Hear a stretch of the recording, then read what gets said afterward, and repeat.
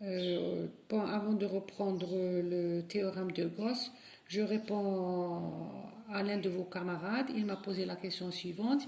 Il m'a dit, dans le cas où on a deux charges de même signe, par exemple deux charges positives, il m'a dit que les deux charges doivent se repousser mutuellement, mais il n'a pas su représenter vectoriellement la force appliquée sur chaque charge. Donc, supposons que celle-là, c'est la charge 1, celle-là, c'est la charge 2. Donc, pour calculer la force exercée par la charge 1 sur la charge 2, j'applique la loi de Coulomb.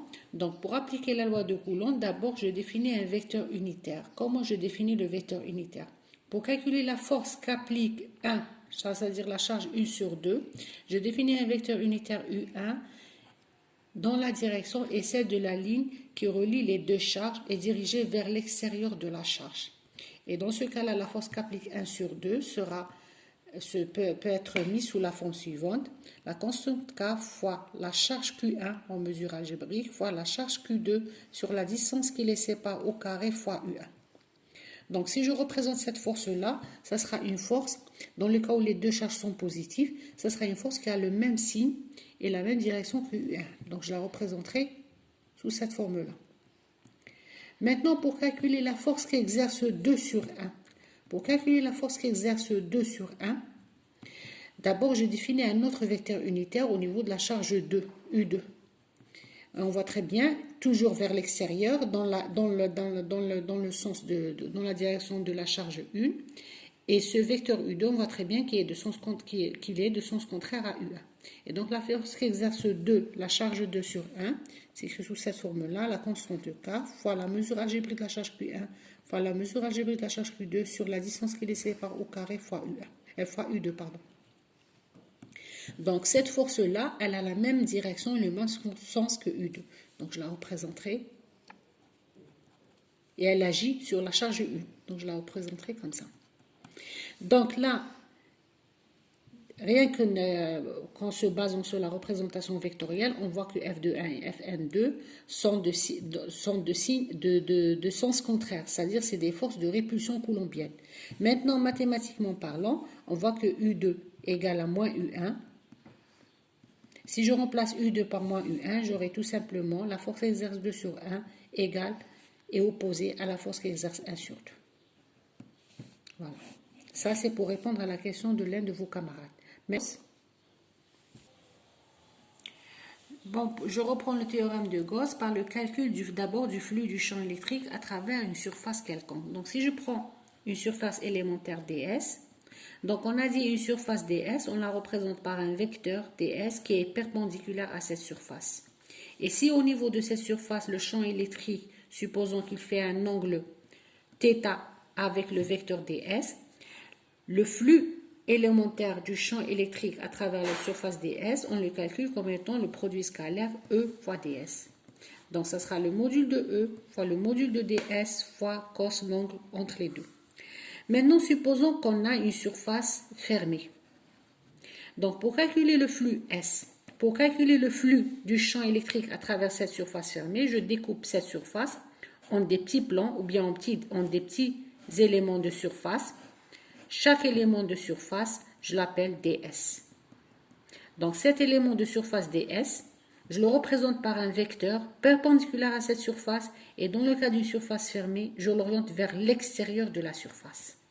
Et si au niveau de cet élément de surface, le champ électrique est dirigé dans ce sens, le flux élémentaire du champ électrique à travers cet élément de surface ds, ça sera tout simplement le produit scalaire E fois ds.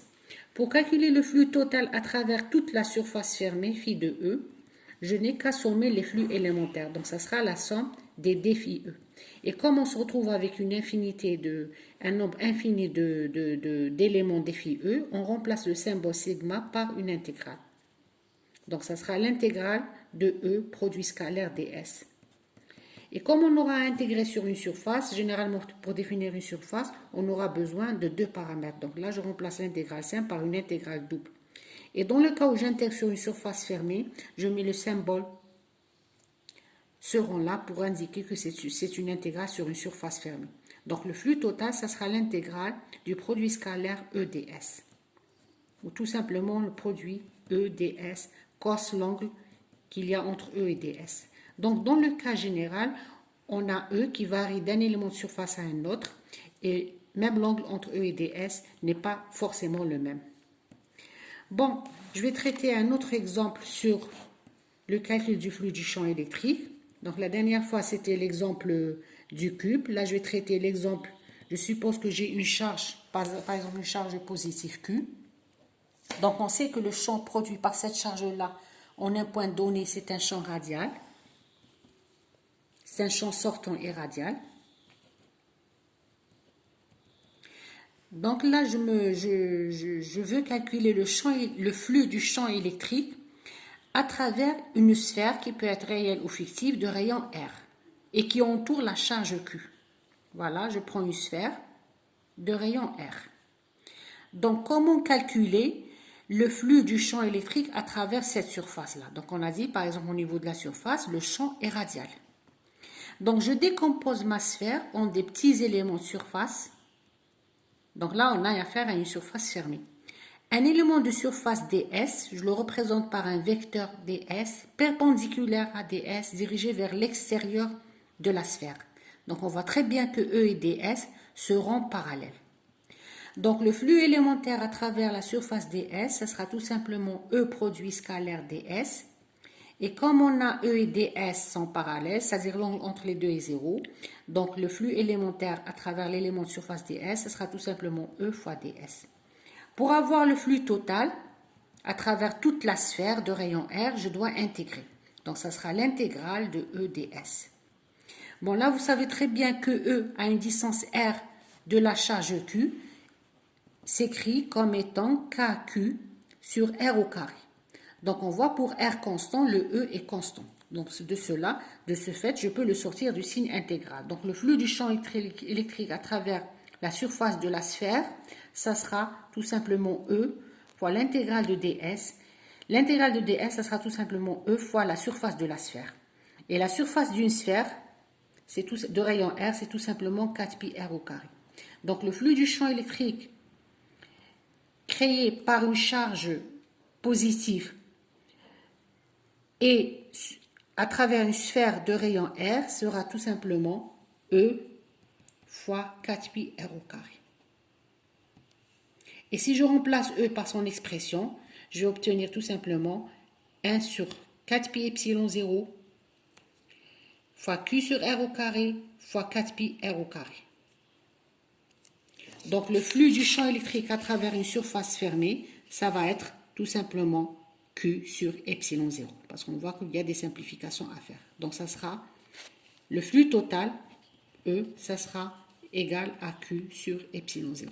Donc là, on a calculé le flux du champ électrique créé par une charge ponctuelle positive à travers une sphère de rayon R.